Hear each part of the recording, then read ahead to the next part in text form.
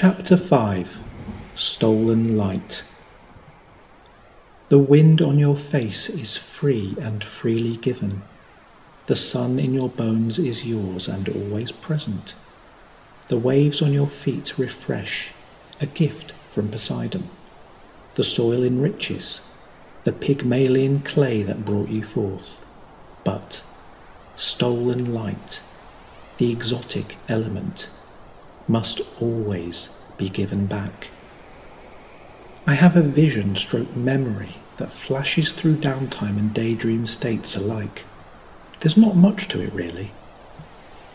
I'm running through a field, and it is midsummer on Earth base, an archaic Earth.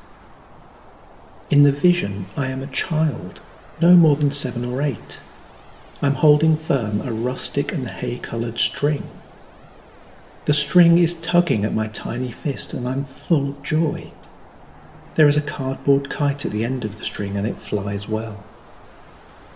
The regeneration of the crumpling hardened paper in the fast air and the crepe paper trail swooshing and stabilising the skybound craft holds true its simple and honest flight dynamics. The image is so very bright and I can reach out and touch it. I have a family in this faded memory. My brother is watching and clapping. My mum is smiling and preparing food, breads and cheeses and biscuits laid out on a white cloth in a meadow with long grass. My father is fishing in a nearby river. The water is rushing and dashing, and my dad is casting out his line. The arced gossamer thread flashes once in the sunlight as the rod is flicked sharply and with skill. My view shifts within the vision, and I am up and away, and at the level of my treasured kite. The kite draws the contours of a hot air balloon, and it is coloured with pencil crayons, mainly yellow and reds and burgundies. The word Montgolfier radiates from the image. The earth seems like a long way off far below, but I am confident that my delicate wings will hold strong their tethered ascension and take me with them. The rumbling and the flapping of the cardboard is loud in my ears and all around me. The wind contorting and reshaping the flight surfaces that grant lift. I am at cloud base, and there is a cool misting on my face, and the snaking river is glinting in the sun. The vision drops away abruptly, and the sound of a quantum drive takes over, and matches in precise audible detail the sound of the cardboard kite, and the tail and the subtle whipping sound of the string as it becomes taut and loose, and matches in perfect poetic metre the rhythm of my stride. The crumpling sounds and feelings of regeneration soften into a sensual melody within the activity of folding space and time, and through the movement of demon drive elevations and the anticipation of new energy entering the system. The flight trajectory needs my attention, adjusting the space-time curve to bring within reach yet another glowing giant. I can feel the solar wind in my sails as I turn my face towards the light, and it's as though I'm stretching my energetic wings out flat and riding the hot updraft crest, my reach being far outside the confines of the small metallic cruiser, taking in the sweetness of the star's nectar, the nectar of the gods, and warming my flight muscles as a butterfly warms the delicate fabric of its wings before launch. I will be attached to this particular sun for approximately 425 light years, which, when fed through temporal differential, will equate to precisely 10 days alpha time. My movement through space in relation to my overall speed is an exponential curve. The power of starlight is a necessity, not a luxury, and I would simply die without it.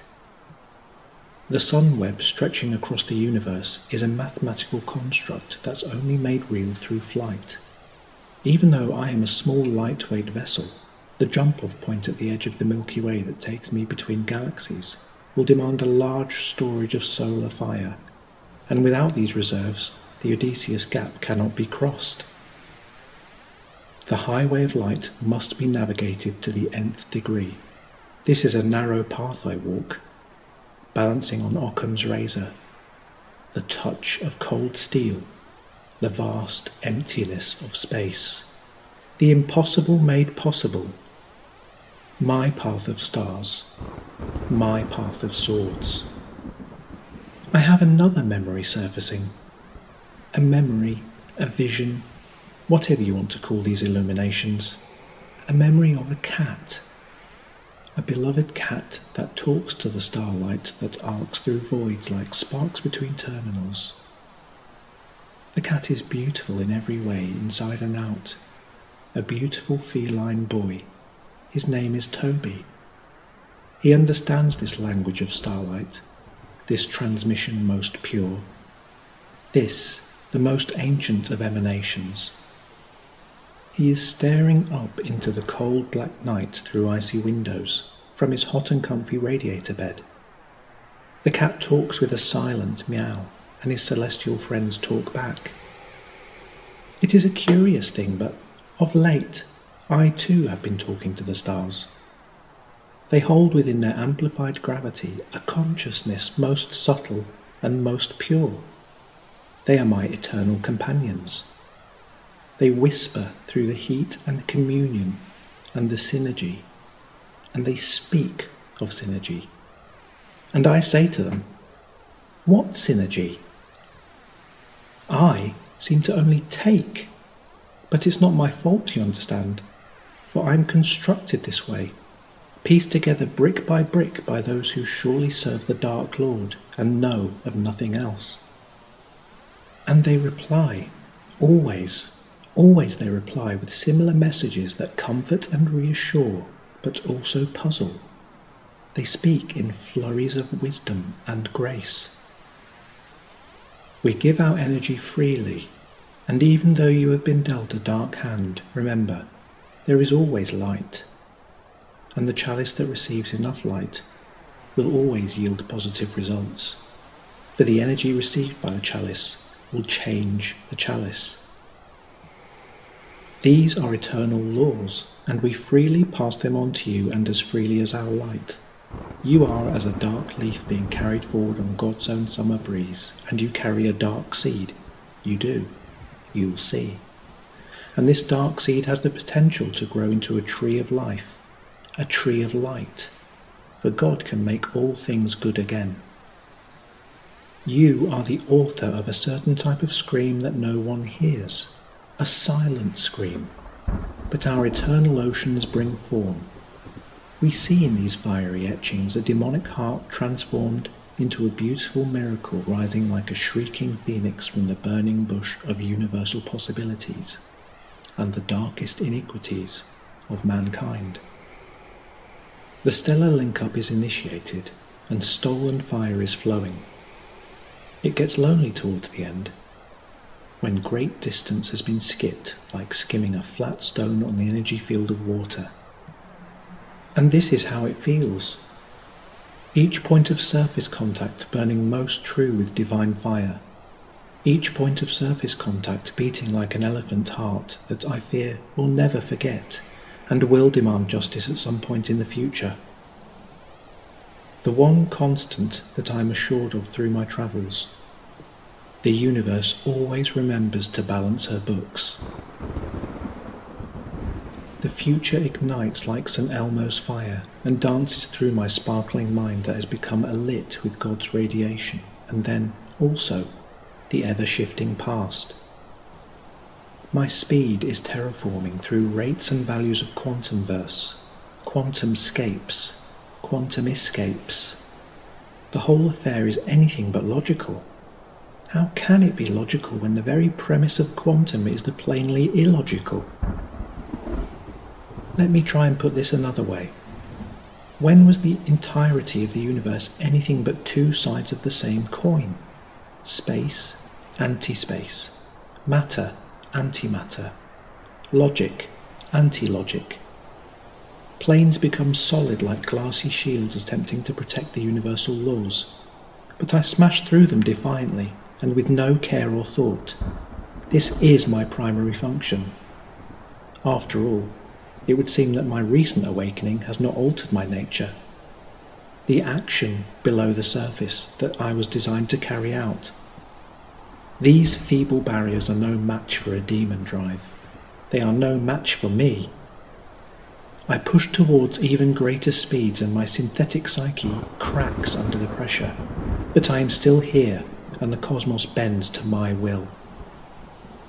I sometimes have blackouts accompanying such rapid increases in acceleration and receive sketchy scribblings echoing through the void.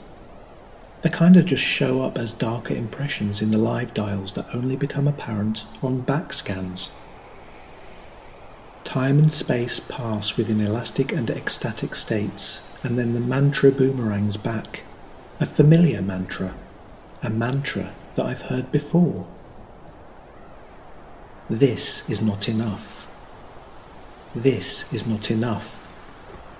This is not enough. And other withered stumps of time were told upon the walls. Stirring forms leaned out, leaning, hushing the room enclosed. Footsteps shuffled on the stairs, under the firelight, under the brush. Her hair, spread out in fiery points, glowed into words, then savagely still. My nerves are bad tonight. Yes, bad. Stay with me. Speak to me. Why, you never speak. Speak! What are you thinking? What thinking? What? I never know what you're thinking. Think. I have your feelings, but not your thoughts. I think we're in Rat's Alley where the dead men lost their bones. What is that noise? The wind under the door? What is that noise now? What is the wind doing? The wind of time is a curious creature, a rabbit coaxing you down a bottomless hole. The wind is doing nothing. Nothing again. Nothing at all. Do you know nothing? Do you see nothing? Do you remember nothing? I remember. Those are pearls where should be eyes. Are you alive or not? Is there nothing in your head? Nothing? Nothing? Nothing in your head? There must be more than this. There must be more to me than this.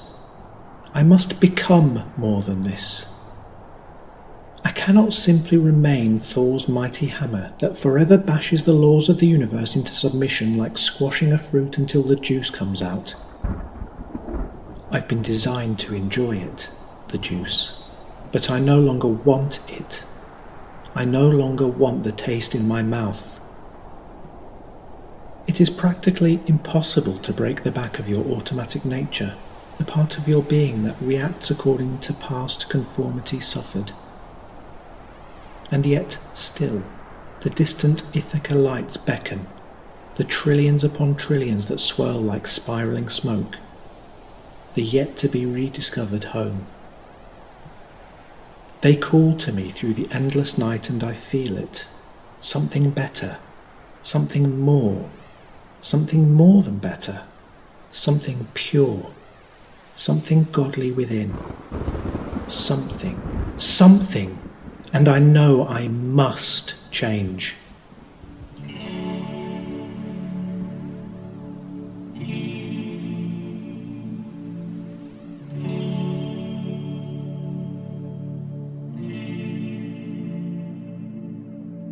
Bells chime goodbye, I'm fading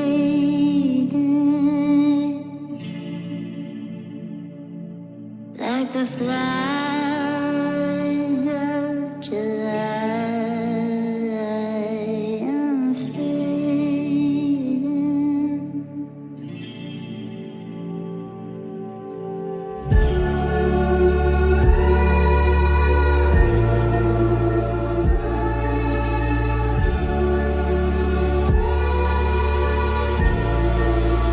I get high, lose my